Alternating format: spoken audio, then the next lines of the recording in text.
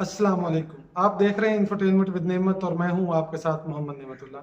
नाजरीन, फ़लस्तीन के मौजूदा सूरत हाल पर वज़ीर आज़म इमरान खान ने कौम से खिताब करते हुए पाकिस्तानी कौम के किरदार को खराज तहसीन पेश किया कि जिस तरह पूरी कौम सड़कों पर निकली और अपने मुसलमान भाइयों फ़लस्तीनी भाइयों के साथ इज़हार यकजहती किया और फ़लस्तीन के हक़ में अपना जो एहतजाज है वो रिकॉर्ड करवाया।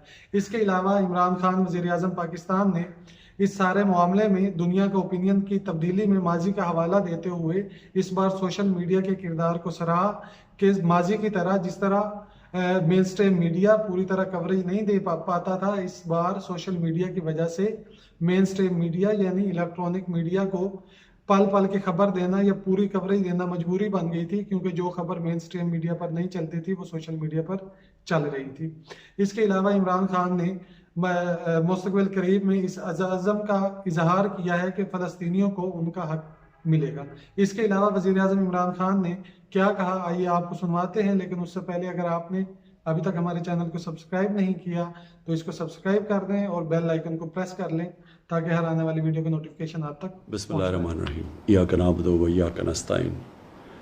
मुझे आज बड़ी खुशी है कि जिस तरह मेरी कौम, मेरे पाकिस्तानी जिस तरह आज फ़लस्तीनियों की हिमायत के लिए निकले और जिस तरह उन्होंने उनके ऊपर जो जुल्म हो रहे हैं उसकी आज निशानदेही की और उसकी मज़म्मत की, मैं आपको सबको खराज तहसीन पेश करना चाहता हूँ।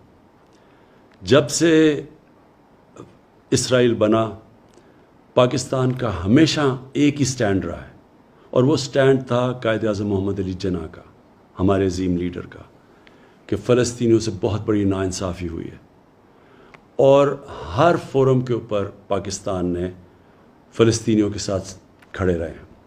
27वीं रात को मैं मस्जिद नबी में था जब मुझे पता चला कि जो क़िबला अव्वल है मुसलमानों का, मस्जिद अल अक्सा, उधर जब 27वीं की मुक़द्दस रात को लोग नमाज़ पढ़ रहे थे, जो इसराइल की पुलिस है उसने उनके ऊपर तशद्दुद किया। और साथ साथ फिर ये इसी चीज़ का भी इल्म हुआ कि जो फ़लस्तीनी फैमिलियाँ 70 साल से अपने घरों में रह रही थी, कई फैमिलीज़ को इसराइली सेटलर्स ने उनको घरों से निकाल दिया। इसकी वजह से एक नया इंतशार शुरू हो गया। और फिर जो गाज़ा के ऊपर जिस तरह की बमबारी की गई, दुनिया की सबसे ताकतवर तरीन फ़ौज है, तकरीबन 69 फ़लस्तीनियों के ऊपर जिस तरह की बमबारी की गई जिसमें बच्चे मारे गए, तो मैं अगले दिन 27वीं का जो अगले दिन था, मैंने जो OIC के सेक्रेटरी जनरल हैं उनसे मुलाकात की और उनको तब कहा कि OIC को इसके ऊपर स्टैंड लेना चाहिए और यूनाइटेड नेशंस में इशू को उठाना चाहिए। जब मैं पाकिस्तान आया तो मैंने किंग सलमान से बात की और उनसे भी यही हम बात की कि ये जो जुल्म हो रहा है फ़लस्तीनियों पे और जो अल अक्सा में हुआ है, इसके ऊपर हमें अपनी आवाज़ बुलंद करनी चाहिए। तुर्की के जो प्रेसिडेंट है तैयब अर्दोगान, उनकी मुझे कॉल आई, उन्होंने भी यही चीज़ कही। महातिर मोहम्मद की मैसेज आई, कॉल आई, उन्होंने भी यही चीज़ कही।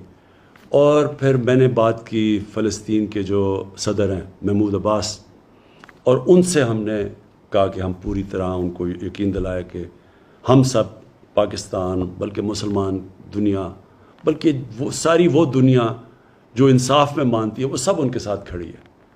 शाह महमूद कुरैशी को उसके बाद फिर मैंने कहा कि वो यूनाइटेड नेशंस की जनरल असेंबली में जाएं और OIC और मुसलमान मेंबर से इस इशू को उठाएं, और उन्होंने बड़े भरपूर तरीके से इसको उठाया और मैं उनको दाद देता हूँ इसकी।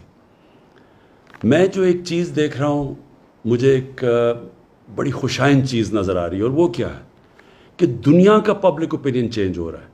मैंने इतना टाइम मगरब में गुजारा, पहले भी जब इसराइल की फ़ौजें जुल्म करती थी फ़लस्तीनियों पे, तो मैं कभी मगरब के अंदर उनके अखबारों में, उनके मीडिया, उनके पॉलिटिशियंस को मैंने कभी नहीं देखा कि इसराइल की वो तनकीद करें, बल्कि वो सारे इसराइल को ऐसे होता था कि जैसे जुल्म इसराइल पे हो रहा है। लेकिन ये पहली दफ़ा है कि वहाँ से आवाज़ें उठनी शुरू हुई, उनके अखबारों ने इसकी तनकीद की, उनके मीडिया ने इसकी तनकीद की, और पॉलिटिशियंस ने खड़े होकर, कभी मैंने سمجھتا تھا کہ امریکہ میں وہ اسرائیل کی تنقید کریں گے اور مغربی ممالک میں. اس کی یہ جو پبلک اوپینین تبدیل ہوا ہے، اس کی ایک بہت بڑی ایک اور وجہ ہے سوشل میڈیا.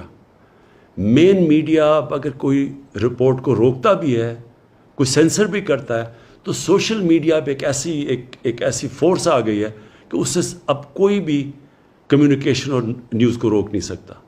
اور اس سے مجھے نظر آ رہا ہے کہ دنیا کا پبلک اوپینین چینج ہو رہا ہے. آج سے 30 سال پہلے اسی طرح تب بھی دنیا کا پبلک اوپینین چینج ہوا تھا. ساؤتھ افریقہ، ادھر ایک ایسی رجیم تھی، ایک ایسی گورنمنٹ تھی اور بڑی دیر سے، کئی سالوں سے تھی، جو نسل پرست تھی، جو ایشینز اور افریقنز کو برابر کے شہری نہیں سمجھتی تھی، اور ان کے ساتھ بڑی بڑی دنیا کی طاقتیں کھڑی ہوئی تھیں اس نسل پرست رجیم کے ساتھ. لیکن جب دنیا میں پبلک اوپینین چینج ہوا تو یہی جو طاقتور قوتیں تھیں، جو ملک تھے، انہوں نے زور لگا کے ساؤتھ افریقہ کے اندر ان کو رجیم کے اوپر، جو ساؤتھ افریقن گورنمنٹ کے اوپر، انہوں نے ان کو مجبور کیا کہ وہ برابری کے حقوق دیں افریقنز کو اور ایشینز کو.